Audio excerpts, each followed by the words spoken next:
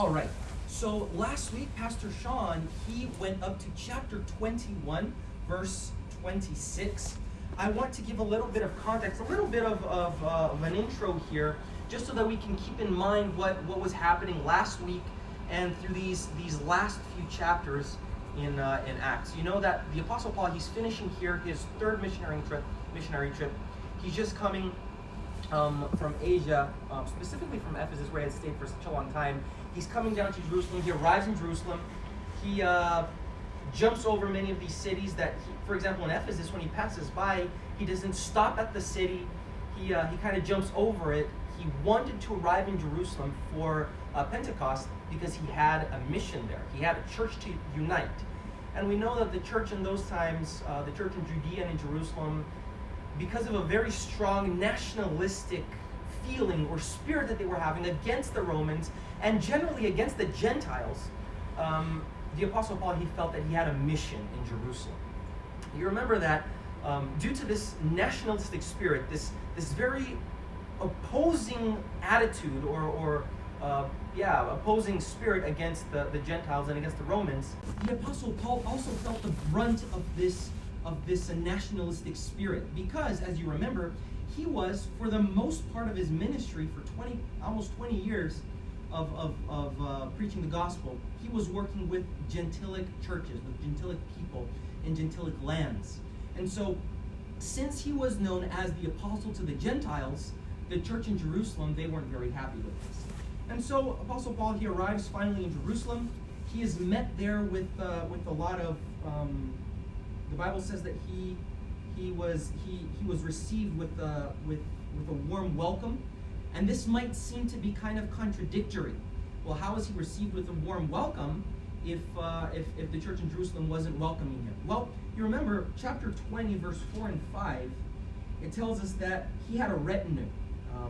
Apostle Paul, he had a retinue, and it says here that Ansopater of Berea accompanied him to Asia, also Aristarchus and Secundus of the Thessalonians, and Gaius of Derbe, and Timothy, and Tychicus, and Trophimus of Asia.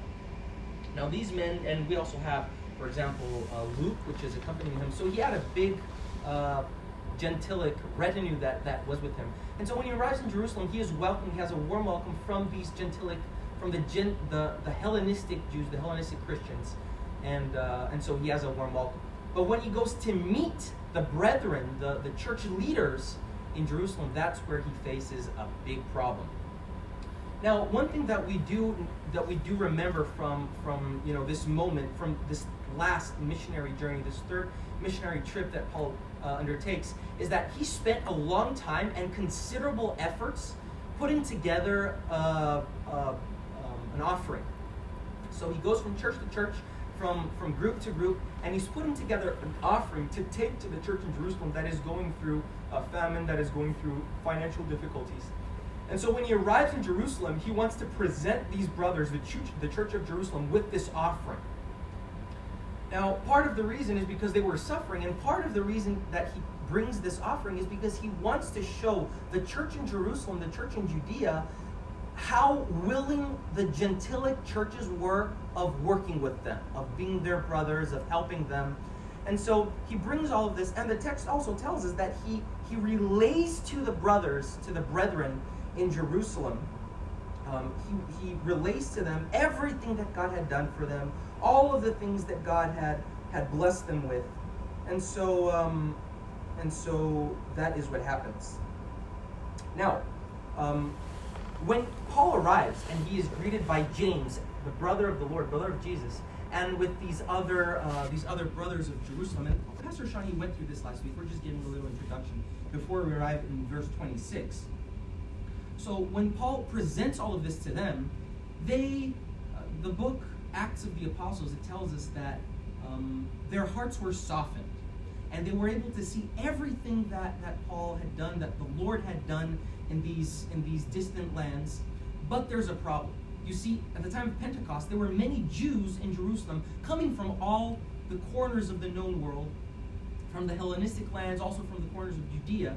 And you remember that Paul, he wasn't seen in very good eyes before the Jewish community. And so this group, the Brethren of the Church of Jerusalem, they want Paul to kind of prove that he is on their side, that he's playing on their team. They want him to disprove that he was playing for the other team. And so they charge him with supporting or sponsoring a vow coming from 4 men, the Nazarene vow. Now, what's interesting is that in the book Acts of the Apostles, which is a commentary of the book of Acts, in page 404, it tells us something about this experience, this moment where Paul, he is confronted by the brothers of the church in Jerusalem, and they tell him to go through this thing, to sponsor these 4 men that were going through the vow of the Nazarites. And it says here, the brethren hoped that Paul, by following the course suggested, might give a decisive contradiction to the false reports concerning him. They assured him that the decision of the former council concerning the Gentile converts and the ceremonial law still held good, but the advice now given was not consistent with that decision. The Spirit of God did not prompt this instruction. It was the fruit of cowardice. Notice that's strong wording. These men were being cowards. They were acting under cowardice because they wanted to kind of soothe and smooth the relations of the Jewish community with the Christian community. And so this is the fruit of cowardice. The leaders of the church in Jerusalem knew that by nonconformity to the ceremonial law, Christians would bring upon themselves the hatred of the Jews and expose themselves to persecution. The Sanhedrin was doing its utmost to hinder the progress of the gospel. Men were chosen by this body to follow up the apostles, especially Paul, and in every way possible to oppose their work. Should the believers in Christ be condemned before the Sanhedrin as breakers of the law, they would suffer swift and severe punishment as apostates from the Jewish faith. So here you have this body, this group, the Brethren of the Church of Jerusalem, and they're urging Paul to go through with the sponsorship of these 4 men who are about to take the vow of the Nazarite.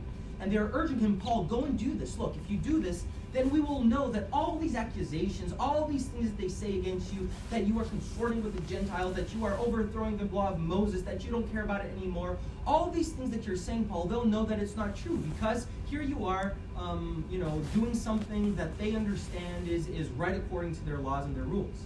Now, and friends, this is a very dark moment. This is a very strange moment in the ministry of this apostle. Because for 20 years, he had called out anyone and everyone who was misunderstanding and misteaching the teachings of Jesus concerning the ceremonial law, concerning the law of Moses. For example, do you remember when he called Peter out?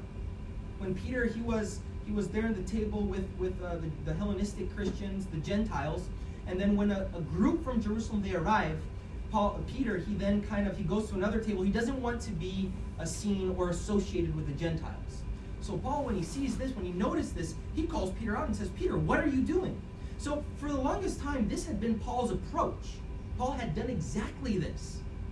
But now, and friends, I understand that, Paul was tired. This is how I understand it. Paul was very tired. He had spent a lot of energy and a lot of resources gathering up an offering for the church in Jerusalem.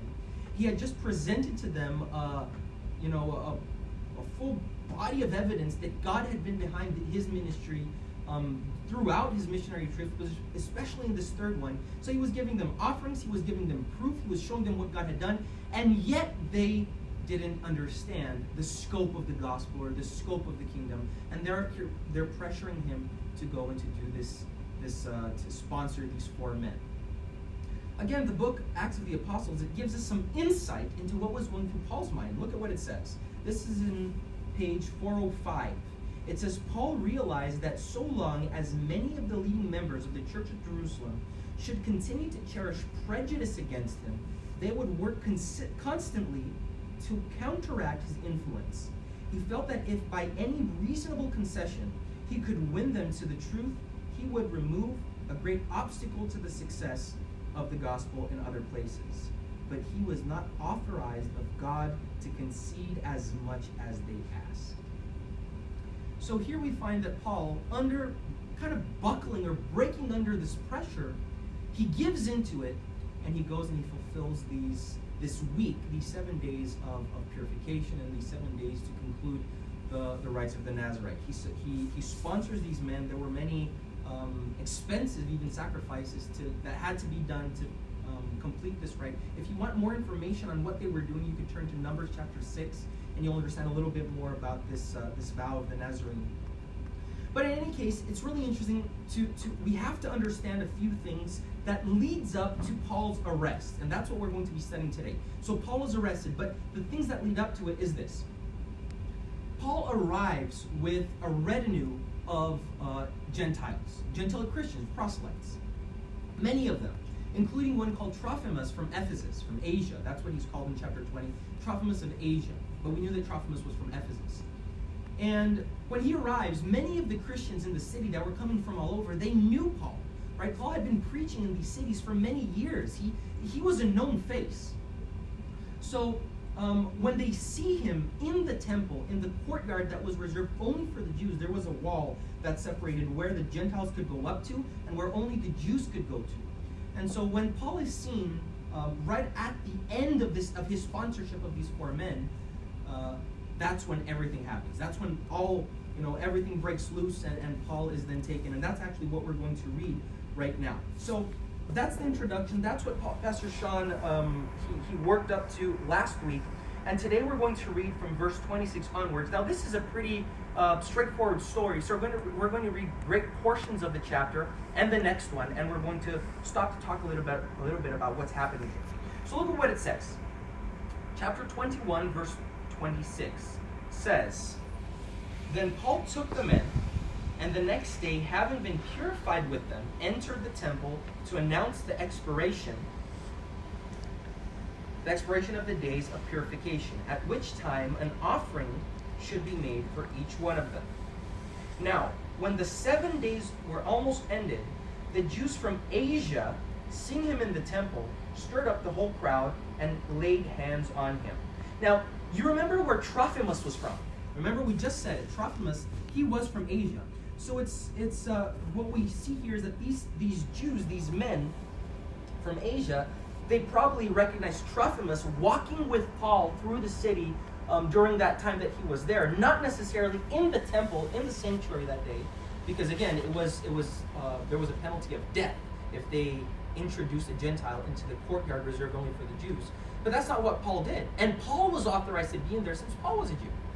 So they see Paul and they jump to the conclusion that Paul had brought along Trophimus. And that's exactly what their accusation is. Verse 28, crying out, "Men of Israel, help! This is the man who teaches all men everywhere against the people, the law and this place. And furthermore, he also brought Greeks into the temple and has defiled this holy place. For they had," and here's the explanation to what's happening, "for they had previously seen Trophimus the Ephesian with him in the city, whom they supposed that Paul had brought into the temple." So you see what's happening here. Paul, and here's the thing. This was a very irresponsible act by the Church of Jerusalem. You see, they were very sloppy. They didn't consider everything that could happen. Had they thought a little better, they would know that Paul was in danger. Their suggestion of going to the temple, of being seen there, just by analyzing the situation and understanding who Paul was and what was happening in the city, what was happening in their nation in those days with a nationalistic, anti-Gentilic, anti-Roman spirit, they would have known that asking this of Paul was putting him in danger. But they didn't think of that, and all of this happened. So Paul, he goes into the sanctuary. He goes that whole week apparently unseen and unrecognized, but up towards the end of this of the whole week, they recognize him. And they recognize Trophimus throughout that week with him somewhere else around the city, not in the sanctuary. And these Jews from Asia, they accuse Paul of introducing Gentiles and profaning and defiling the holy place. Now verse 30 says, "And all the city was disturbed, and all the people ran together. They seized Paul and dragged him out of the temple, and immediately the doors were shut." You see, the people back in those days, they didn't have television. They didn't have a lot going on. They didn't have cell phones or internet.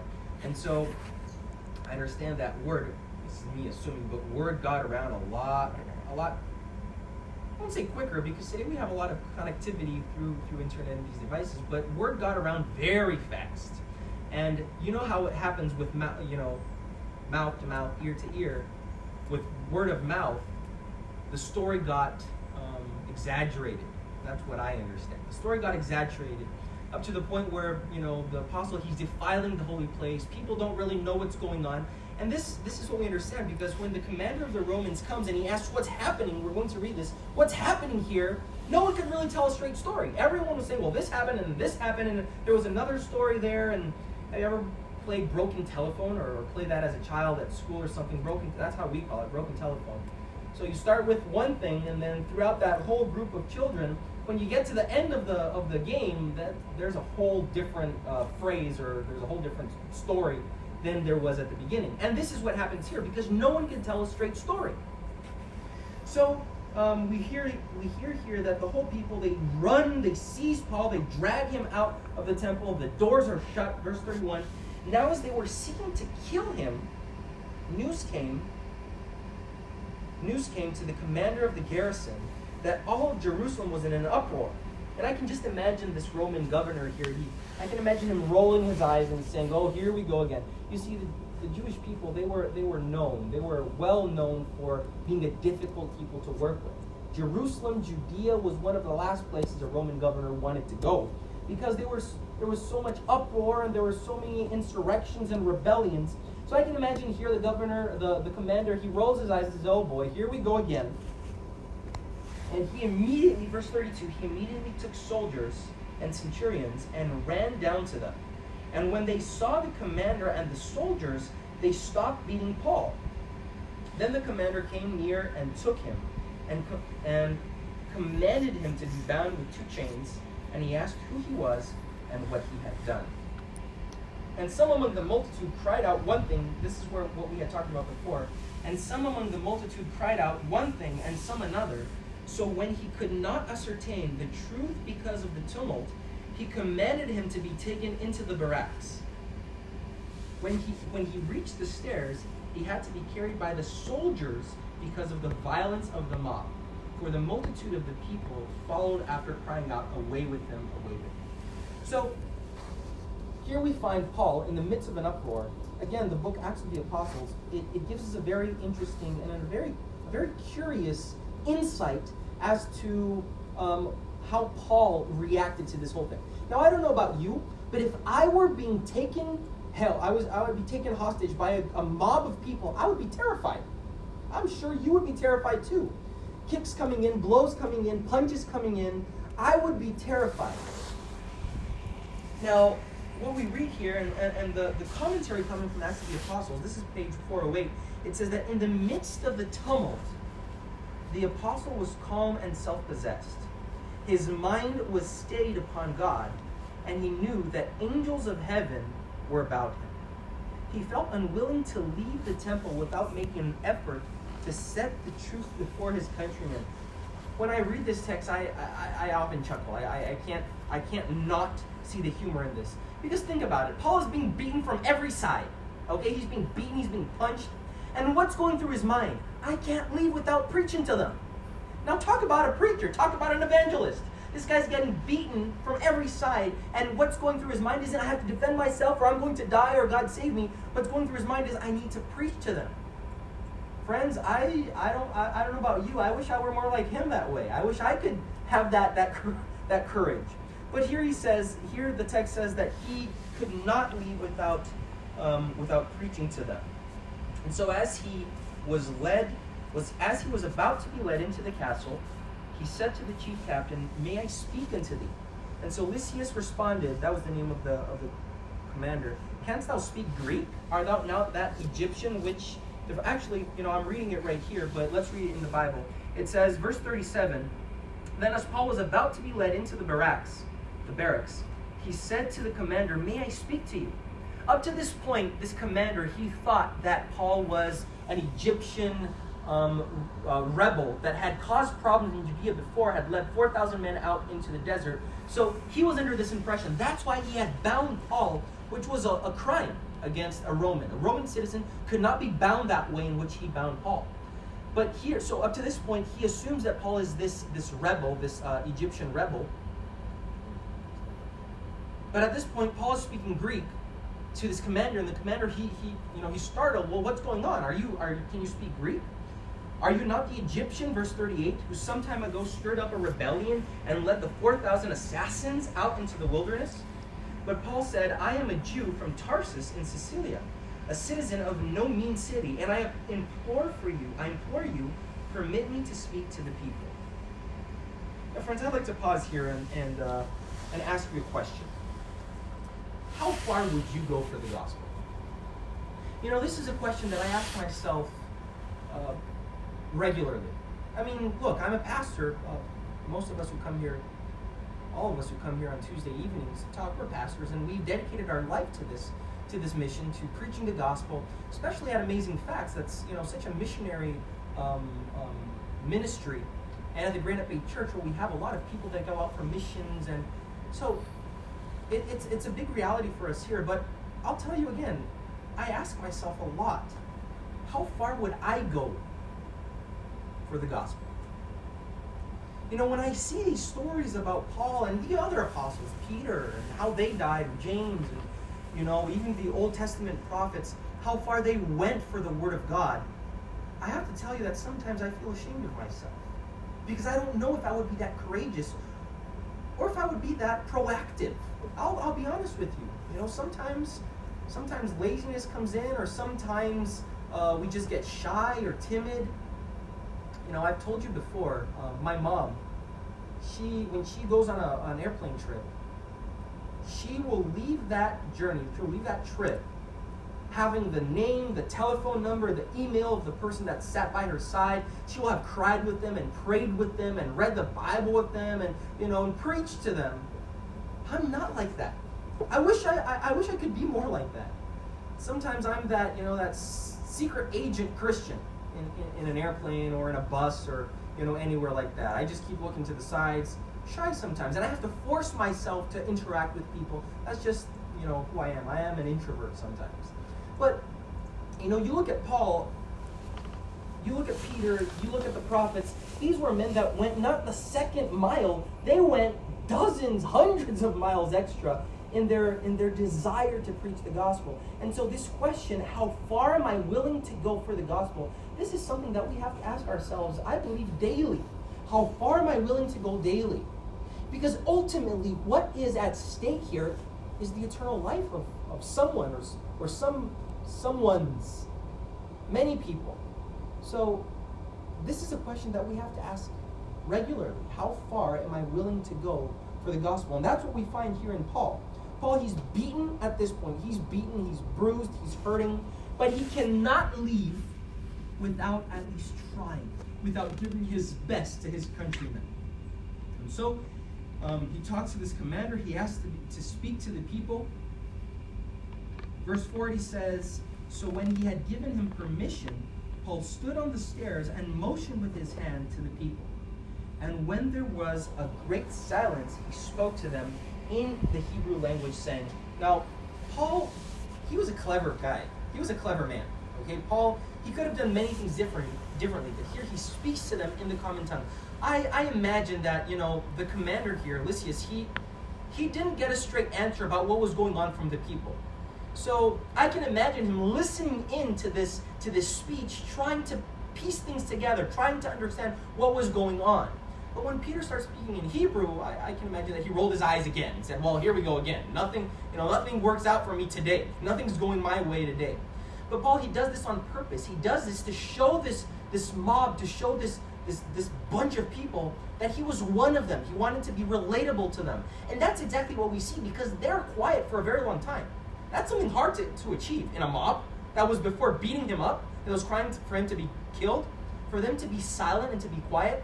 So he had a very commanding presence. He speaks to them in their own native language, and he says, this is chapter 22, verse 1, brethren, and I'm just going to read through this.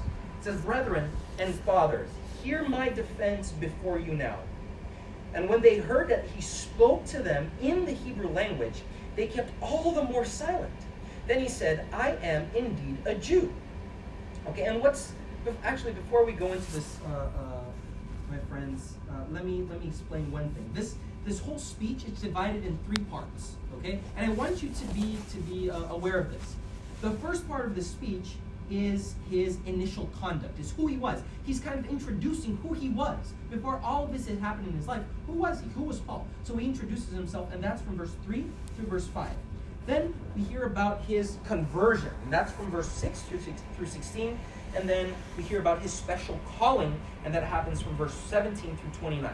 So 3 through 5 says, I am indeed a Jew, born in Tarsus of Cilicia, but brought up in this city at the feet of Gamaliel, taught according to the strictness of our fathers' law, and was zealous toward God, as you are all here today.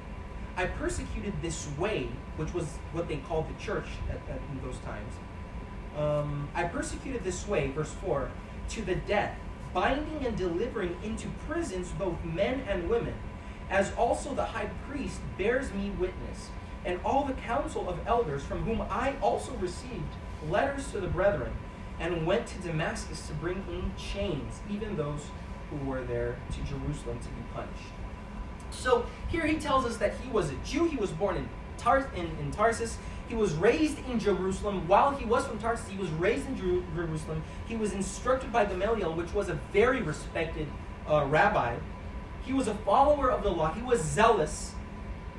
He was a zealous persecutor of the church, and he was a representative of the Sanhedrin. This was a very respectable, a very intimidating even resume, a very respectable curriculum. And here he's telling them, look, I know where you're coming from. I did the same thing. I persecuted them. I killed some of them. I put some others in chains. I had letters, and this was the highest proof of respect and of authority that you could have coming from the Sanhedrin. Our letters of authority. So wherever he went in Judea and wherever he went, that there were Jewish synagogues, he would have all the authority needed to him to do whatever he wanted. These letters of introduction, these letters of recommendation, they gave him that power. So Paul here, he's saying, look, I know where you're coming from. I did the same thing. I persecuted, I killed, I threw in jail. All of this, I know. Look, I understand. That's what he's saying. But something happened. Something that no one could have foreseen, something that no one could have explained, something that no one would ever have expected. Something happened to Paul. And you know, friends, of the conversions recorded in the gospel, Paul's conversion is singular. No one intermediated it. No one was a bridge. There were no third parties in Paul's conversion. Simply, we have a man that was completely against God, completely against Christ, killing his followers, persecuting his followers. That's what we had. And from one moment to the other, in a snap of the fingers, we have this man, this hard man, severe, dangerous. He then changes drastically from one minute to the other, and he becomes this missionary that we know him to have become. So here, when Paul starts speaking of his testimony, of his witness, it's a dramatic story. It's a dramatic testimony, a dramatic witness. You know, a couple years ago, I was a pastor in Texas, in a small city called Beaumont. Beautiful town, beautiful people. And there was this one day where we had to do some upgrades or repairs on our church pews. And so one of my elders, Johnny, he told me that his brother worked well with wood and carpentry, and his brother is a God-fearing Southern Baptist, and he called his brother to come and to help us out with the pews. Now, I got into a very good conversation, a great deep conversation with this man as he worked on the pews, and I was trying to help him out, whichever. I think I got more in his way than anything else. But I was working with him, and we spent about an hour, or he spent an hour, telling me his conversion story. How he was born again, and that's the terminology that we hear a lot coming from our friends in Southern Baptist. I was born again, how I was born again. And at the end of his whole story, he told me something that I will never forget. He said, Brother Luccas, if we are not telling or sharing our story of conversion as often as we can, chances are it hasn't happened. And that struck me like lightning. He's right.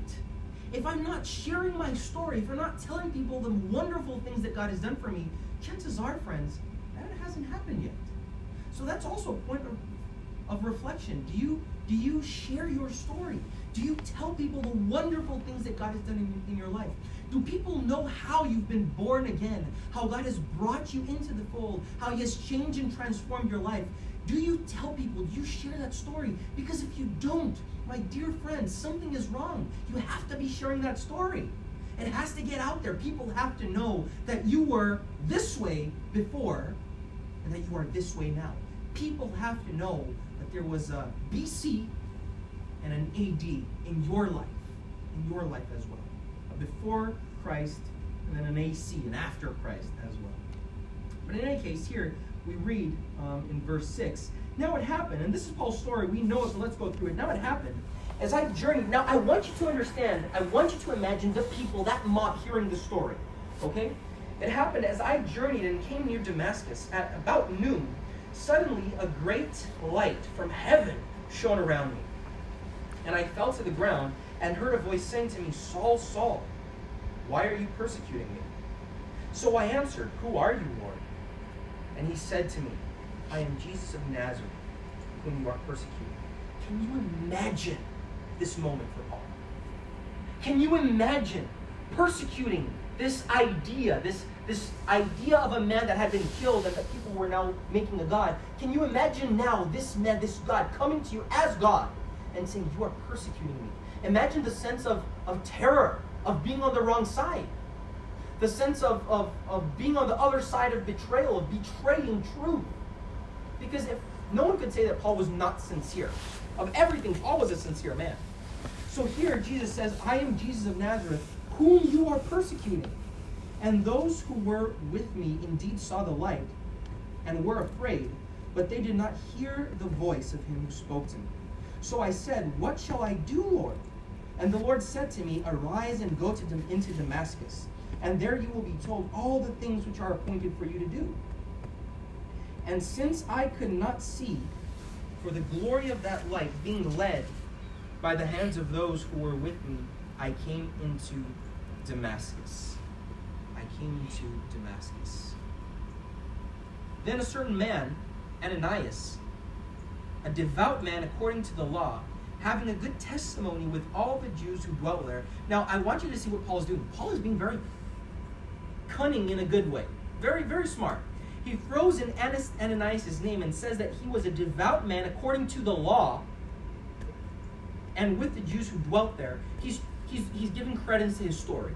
He's backing it up with figures that were perhaps well-known figures, or people, he was trying to make people understand that he was trying to do everything to be right with the church. Verse 13. He came unto me, and he stood and said to me, Brother Saul, receive your sight. And at that same hour I looked up to him. Then he said, the God of our fathers has chosen you, that you should know his will and see the just one. This term, the just one, was a term that was very commonly used for the Messiah, for Jesus, the just one. And hear the voice of his mouth. For you will be his witness to all men of what you have seen and heard. And now why are you waiting? Arise and be baptized, and wash away your sins, calling on the name of the Lord. Now this is a very interesting sequence of events, because Paul, first he receives the gift of the Holy Spirit, and then he is baptized. And that tells me something. Before being baptized, ideally, all right, or the right thing to do is to have your meeting with Jesus. You have to meet Jesus. Being baptized is proof that you have a relationship with him. So first I have a relationship with Christ. You don't have to know everything. You don't have to be instructed in all of the doctrines or be a rabbi or a scholar. That's not what the Bible is saying. But being baptized is a public demonstration of an inward feeling, of something that's happened within. So first I meet Jesus, and first he changes my life, he transforms my life. And then, because of this, I'm baptized. It's like a marriage. It's like getting married. When I got married to my wife, we didn't just get married out of the blue. I got to know her. I got to meet her. And I fell in love with her, and I got to know her. Not perfectly, I'll tell you something. There are things that I learn every day. We've been married for about, not that long, 4 years. It'll be 4 years now in the middle of the year, now in July.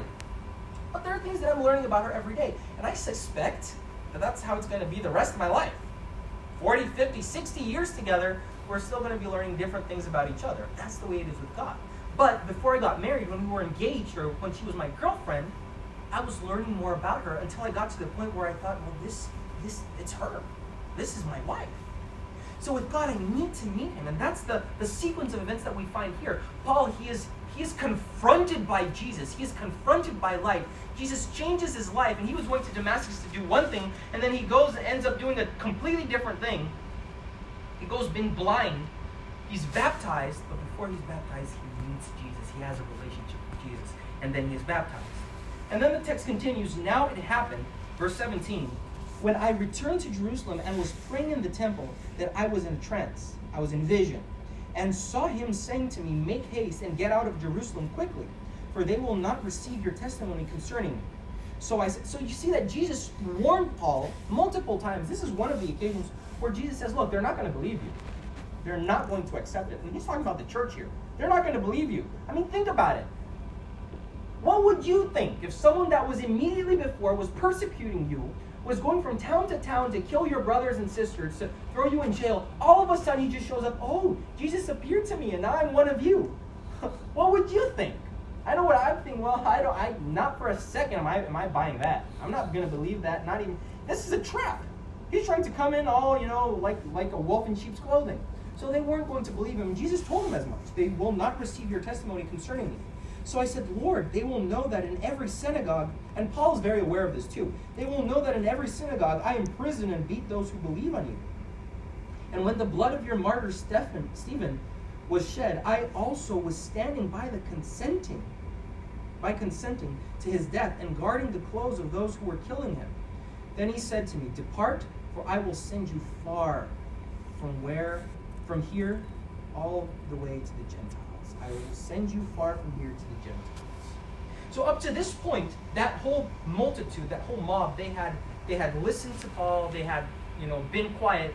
But when Paul mentions what his commission was from Jesus, that's when it all implodes. It all crumbles and crashes.